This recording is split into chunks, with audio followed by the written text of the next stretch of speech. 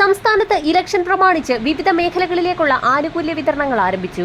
ധനമന്ത്രിയുടെ പ്രഖ്യാപനമനുസരിച്ച് സംസ്ഥാനത്ത് ഓരോ വീടുകളിലേക്കും പരമാവധി 7,000 രൂപ വീതം എത്തിച്ചേരുന്നു എന്നുള്ള സന്തോഷ വാർത്തയാണ് ഈ മണിക്കൂറുകളിൽ പുറത്തു വന്നിരിക്കുന്നത്.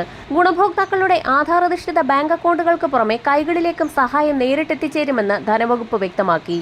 നിരവധി മാറ്റങ്ങളോടുകൂടി വർദ്ധിപ്പിച്ച പെൻഷൻ തുകയുടെ വിതരണം ആരംഭിക്കുമ്പോൾ ഇന്ദിരാഗാന്ധി ദേശീയ വാർദ്ധക്യകാല പെൻഷനുകൾ, വിധവാ പെൻഷനുകൾ, ഭിന്നശേഷി പെൻഷനുകൾ, കർഷക തൊഴിലാളി പെൻഷനുകൾ, അവിവാഹിത പെൻഷനുകൾ വിവിധ ക്ഷേമനിധി ബോർഡുകൾ വഴി സർക്കാർ സഹായത്തോടുകൂടി പെൻഷൻ വിതരണം ചെയ്യുമ്പോൾ വിവിധ മേഖലകളിലെ ആനുകൂല്യങ്ങൾ കൈപ്പറ്റുന്ന ഗുണഭോക്താക്കൾ എന്നിവർക്ക് നവംബർ മാസത്തിലെ പുതുക്കിയ പെൻഷൻ തുകയായ 2,000 രൂപയോടൊപ്പം ശേഷിക്കുന്ന ഒരു ഗഡു പെൻഷൻ കുടിശ്ശികയായ 1,600 രൂപ കൂടി വിതരണം ചെയ്യുന്നതിലേക്കായി 1,864 കോടി രൂപ അനുവദിച്ചതായി ധനവകുപ്പ് ഉത്തരവ് പുറത്തുവിട്ടു. പെൻഷൻ തുകയുടെ വിതരണ നടപടികൾ ആരംഭിച്ച സാഹചര്യത്തിൽ പെൻഷൻ തുക ഗുണഭോക്താക്കളിലേക്ക് ഈ മാസം 20 മുതൽ തന്നെ എത്തിച്ചേരുമെന്നും അറിയിപ്പുകൾ വ്യക്തമാക്കുന്നു.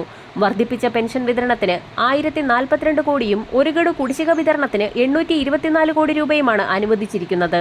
ഇതോടെ ക്ഷേമ പെൻഷൻ കുടിശ്ശിക പൂർണ്ണമായും കൊടുത്തു തീർക്കുകയാണെന്നും ധനമന്ത്രി KN ബാലഗോപാൽ വാർത്താസമ്മേളനത്തിൽ അറിയിച്ചു.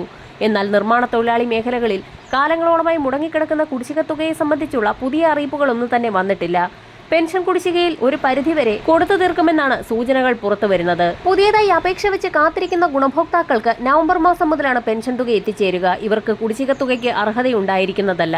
ഇതോടൊപ്പം തന്നെ 8.46 ലക്ഷം പേർക്ക് ക്ഷേമ പെൻഷനിലെ കേന്ദ്രവിഹിതം ആധാർ-അധിഷ്ഠിത ബാങ്ക് അക്കൗണ്ടുകളിലേക്ക് എത്തിച്ചേരുമെന്നും ധനവകുപ്പ് വ്യക്തമാക്കി. PFMS സംവിധാനം വഴി ഗുണഭോക്താക്കളുടെ ബാങ്ക് അക്കൗണ്ടുകളിലേക്ക് തുക നേരിട്ട് ക്രെഡിറ്റ് ചെയ്യപ്പെടും.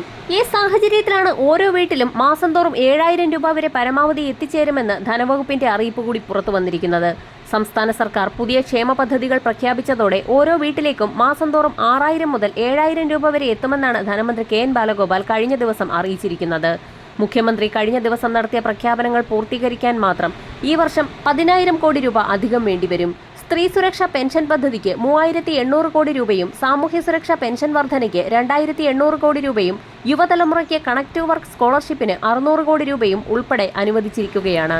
സാമൂഹ്യ സുരക്ഷാ പെൻഷൻ ഇനത്തിൽ കുടുംബത്തിലെ 60 വയസ്സ് പിന്നിട്ട് സാമൂഹ്യ സുരക്ഷാ പെൻഷൻ പദ്ധതിക്ക് കീഴിൽ വരുന്ന ഓരോ പുരുഷനും സ്ത്രീക്കും 2,000 രൂപ വീതവും ഒരു പെൻഷൻ പദ്ധതിയിലും ഉൾപ്പെടാത്ത സ്ത്രീകൾക്കായി പ്രഖ്യാപിച്ചിട്ടുള്ള 1,000 രൂപ വീതം സ്ത്രീ സുരക്ഷാ പെൻഷൻ പദ്ധതിയുടെ ഭാഗമായും ഇതോടൊപ്പം തന്നെ മക്കൾക്ക് 1,000 രൂപ വീതം സ്കോളർഷിപ്പും ചേർത്ത് 6,000 7,000 രൂപ വരെ ഇനി മുതൽ ഓരോ വീടുകളിലേക്കും എത്തുമെന്ന് ധനവകുപ്പ് വ്യക്തമാക്കി. ഇതിനു പുറമെ സർക്കാർ നടത്തുന്ന വിപണി ഇടപെടലിന്റെ ഭാഗമായി വിലക്കുറവിന്റെ നേട്ടവും കുടുംബ ബജറ്റിൽ പ്രതിഫലിക്കും. സാമൂഹ്യക്ഷേമ പദ്ധതികളിൽ ഗുണഭോക്താക്കളല്ലാത്ത ട്രാൻസ് വുമൺ അടക്കമുള്ള പാവപ്പെട്ട കുടുംബങ്ങളിലെ സ്ത്രീകൾക്ക് എല്ലാ മാസവും സാമ്പത്തിക സഹായം ഉറപ്പുവരുത്തുന്നതിനായുള്ള പുതിയ പദ്ധതി ഇപ്പോൾ പ്രഖ്യാപിച്ചിരിക്കുകയാണ്.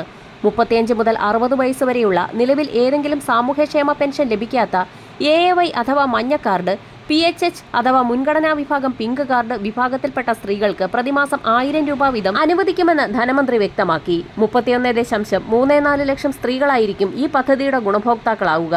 പ്രതിവർഷം 3,800 കോടി രൂപയാണ് ഈ പദ്ധതിക്കായി സർക്കാർ ചെലവിടുക. ഇതോടൊപ്പം തന്നെ കണക്ട് ടു വർക്ക് സ്കോളർഷിപ്പിന്റെ ഭാഗമായി 18 മുതൽ 30 വയസ്സ് വരെയുള്ള യുവതീ-യുവാക്കൾക്ക് പ്രതിമാസം 1,000 രൂപ വീതം ധനസഹായം നൽകുമെന്നും ധനവകുപ്പ് പ്രഖ്യാപിച്ചിട്ടുണ്ട്. വിവിധ മേഖലകളിലേക്കുള്ള കൂടുതൽ ആനുകൂല്യങ്ങളും ധനസഹായങ്ങളുടെ പ്രഖ്യാപനങ്ങളും ഉടൻ പ്രതീക്ഷിക്കാം. വരും മണിക്കൂറുകളിലെ സർക്കാർ അറിയിപ്പുകൾക്കായി ചാനൽ സബ്സ്ക്രൈബ് ചെയ്യാൻ മറക്കാതിരിക്കുക.